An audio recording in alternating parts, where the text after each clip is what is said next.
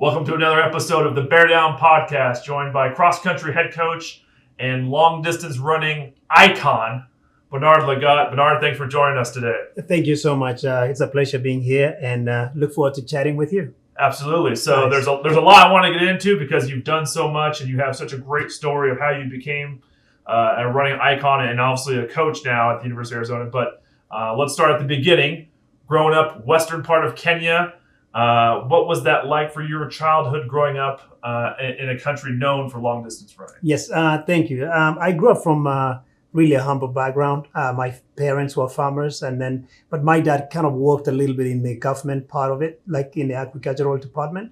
But he was not really a skilled person. It wasn't like something that he went to school for. He learned the trade when just working in the colonial era, and so he basically picked up the skill and he actually worked part-time for it. But most of what he was doing, he was a farmer. So I grew up in a family that it was nothing but farming. And so we grew up doing that, just like being in the farm and just a big family. I come from a family of 10 kids.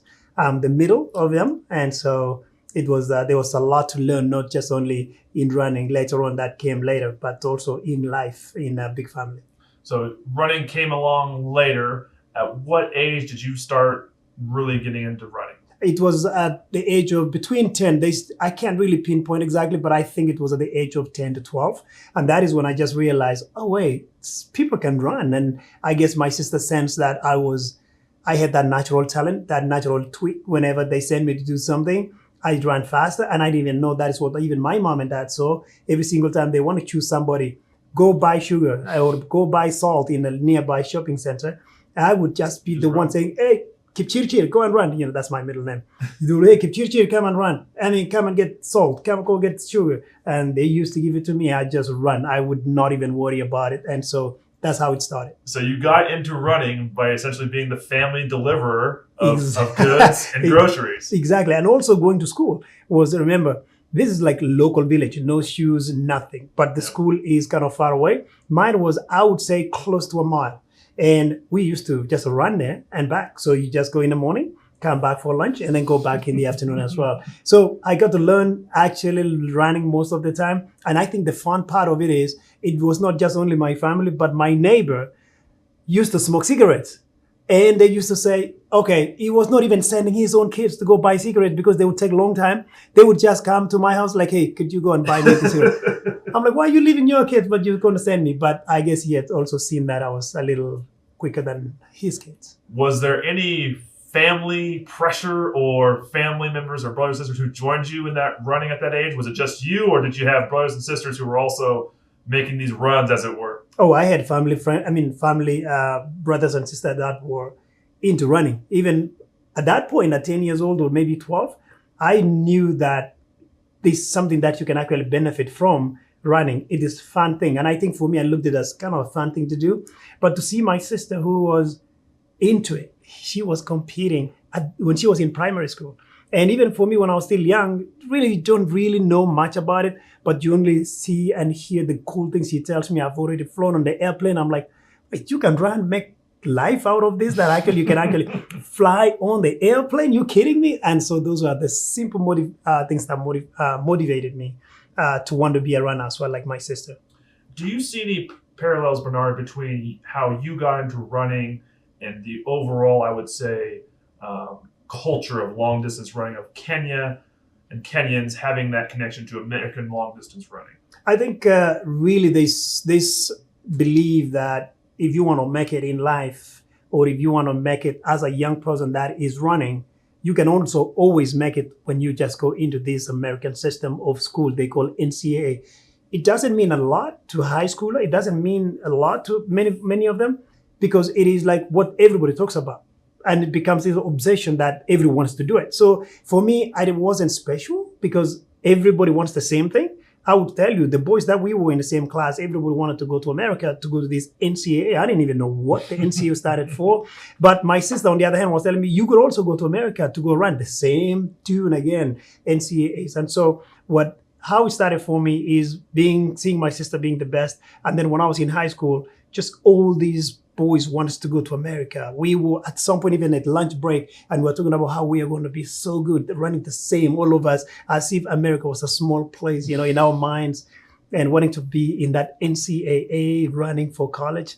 It was fun. And I think a few of us actually followed that dream, and we were able to get it because of the people that actually enabled that to happen for us. And you were able to follow that dream to Washington State University. We'll chalk up to a Pac-12 Right. Conference of Champions, and you win a trio of national championships in college, and then you go on to World Championships, an Olympic career, 2000, 2004. How did that progression come to be for you from getting to college, being successful in college, national championship, and just continue on at the highest international level of competition? That is an excellent question, because for me, it started with an opportunity that I was given. That opportunity that somebody just realized that this kid is fast enough. And that was my coach in Kenya that said, you could remember what we've been talking about, you wanting to go to America, because I kept saying the same thing even when I was in Kenya after high school. And he told me, you can do it. You're fast. So it came about because of that opportunity that I was able to come to the United States. I was like one of those guys that could just get into the system and don't worry about where you will ever go, where you will end up going for this college. But any opportunity that comes in, you welcome it. And even with the coach that I had in Kenya, he was the one that was telling me about schools, different schools. Washington State. Oh, in Washington State, they had Henry Rono. They had all these guys that were breaking world records and winning NCAA. You could even join there. Then it really ended up happening that James Lee gave me that opportunity, and Rick Sloan at Washington State. And I went there in 96. And it was one of those things that you get somebody that looks at you and be like, you have the talent, and I'm going to coach you to be the best you can be in college. Like what you said, end up getting winning NCs and all that stuff. And he was telling me, but I also want you to be the best you can be in the world by making it to the Olympics, and the rest, you work hard and the rest will come. And that was the line that I got right away when I went to Washington State. James Lee believed in me. He said, I'm going to coach you to be the best you can be in the world. And so I took that in, and it meant something to me. And I did not look back, just did the work. Now, your career running post-college is essentially the who's who of awards, Olympics, World Championships. When you look back to, I would say, maybe a decade of that high-level success you had running after college, when you look back at it now, Bernard, what do you point to? What do you reflect on as like the moment that stood out among a decade of just completely unbelievable moments in your career? Honestly, it is when I made my first Olympics, because it's a dream of everybody. It's a dream of any kid. Even the athletes that I coach right now, it's their dream to once even like get into that Olympic qualify for it. That's why I coached them to actually maybe get there. But for me, when it happened in 2000, that I actually went to Kenya trials and I was number 3 in the 1500, I qualified. I was looking at Coach Lee and I was like, seems like you had a dream for me yourself, because you had told me, I want you to coach you to be the best in college, and I want to coach you to be in the Olympics in 2000. So the dream I worked hard though. And there was no days that I was out there partying. It was like I dialed in. I believe in the system that is going to help me. So it's one of those things that as a young person, you either know it from the beginning or the process will teach you. But for me, it was two things. It was like I knew the process and I knew also what I wanted. So I worked so hard in it. And so I believe that's what made me get to where I was. So that journey takes you, 2000 Olympics, 2004 Olympics, you medaled both. 2007, you become the first athlete to become the world champion in the 1500 meter and the 5000 meter. You break every record there is. You have these titles. And yet there's a moment in your career where you say to yourself, maybe I want to get into coaching. Now, in previous interviews, Bernard, you said it wasn't on your radar at all. How did it get on your radar? And did you reach a point where you thought, you know what, I can give back to people who are younger than me now in the same way that, my coach in Kenya and everybody else did that for me? So it was, it didn't occur to me that way. Even like, to me, I was like, okay, the way to give back, I guess, is to basically be a motivational speaker.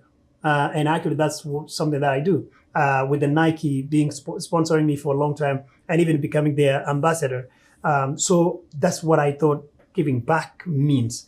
Just talk about my successes, talk about what I've done to get here and what you can do actually to even get better than what I've been. And then the coaching part came in when, I was actually, Coach Harvey reached out to me and he told me to step into the coaching to help the team while they're looking for a permanent coach. And so I told him, because I know the team, I know the coach that was coaching here was a man of integrity. I said, I'm going to fill in, no problem. But don't count on me, though, to stay. I was really open to Coach Harvey, and I said, John, coaching, I think you have to have a certain level of patience, because I see Coach Lee was so patient even with me and with the athletes that he coached at Washington State and here. And I thought, no, that's not me. But as I coached, after I accepted Coach Harvey's request, and I actually started coaching athletes, then we have Keela Barger, who became a great athlete after me coaching for a little bit. And I'm like, oh, wait, that is the success. And that is that feeling that I didn't know I would ever have when I see my athlete succeeding from basically what I put on the paper, and then make sure that she or he executes the same way you want. Wait, that is exactly the success that a coach actually sees, and that's the feeling. And then I realized, okay, I think I can be a good coach. I think I can learn first and then be a good coach. And those first athletes that I coached last year, 2020, even with COVID, made me learn how to coach, patience and progress. I knew the progress, because you can start up. You have to start from the bottom. I know that. But how are they going to take my program? Because I'm different.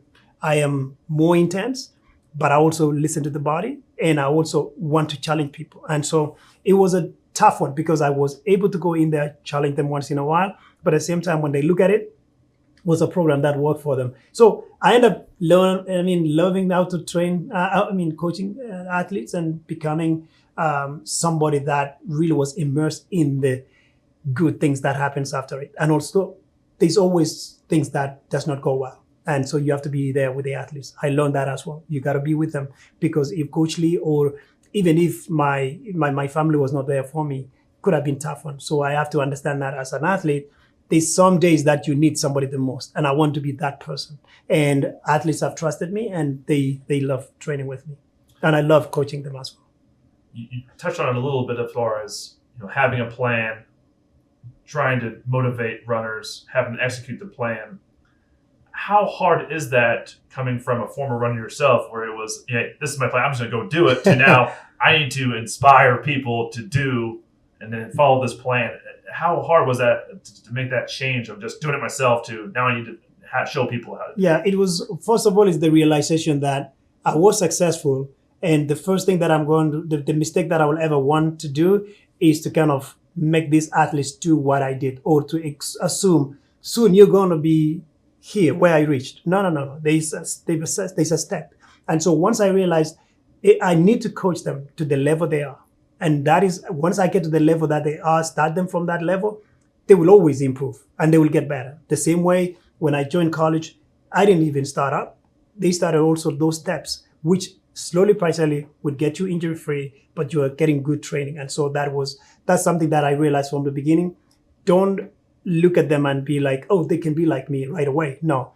And also sometimes when you're successful, every little thing they do, you feel like, why are you doing that? You should not do that, because you're not going to be at this level. But some of them may not even think that far. And I think it's unfair to kind of think of them like, you're going to get too far already into successful, making money, making all these appearances.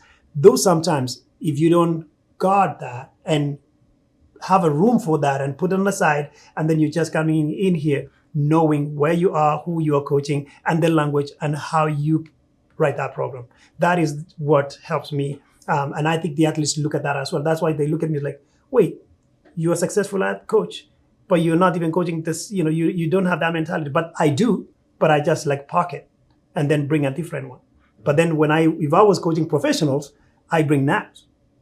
I don't pack that. And just like basically go according to what the success is and the plan that you work on. So the next step in that plan, later this week, Pac-12 championships in Salt Lake City. The men and the women's side. I know you guys have been training for this. Kind of some expectations, or maybe something you want to see from the fans, or see for the fans from your team. at Pac-12 championships this week? I want them to pay attention to our team. In particular, I know for the guys, we are struggling a little bit with a few that are our top athletes, but they are injured. That is given, especially with the mileage that we put ourselves in week in and week out. But where the fans actually have to dial in is our women's team. They are incredible. They train together. They are a unit, and they are working together every single time in workouts. You see them actually cheering for each other while they're doing their workouts. They're tired, but they still have to say, "Let's go, Grace. Let's go, Maddie." All those kind of stuff is what I know they're going to bring it. I've tested them in training. I've actually had a race simulation workouts, which we did on Wednesday, and they all unbelievably did amazing job. So the hill workouts that we had on Friday, Saturday long run, they are at the spot where I feel confident as a coach, taking them, leading them into Pac-12s, and I believe we are going to see the best that they can do on that day. And I'm excited. Well, there you have it. From the journey from Kenya into coaching, a career that maybe you thought wasn't ever going to happen, to now having the team dialed up for the Pac-12 championships in Salt Lake City, Friday morning, 9 a.m. The first run goes off. Pac-12 Network's giving coverage, as well as ArizonaWildcats.com. Check it out. Go Cats, bear down. Good luck in Salt Lake City, Coach. Thank you very much. Bear down. Thank you.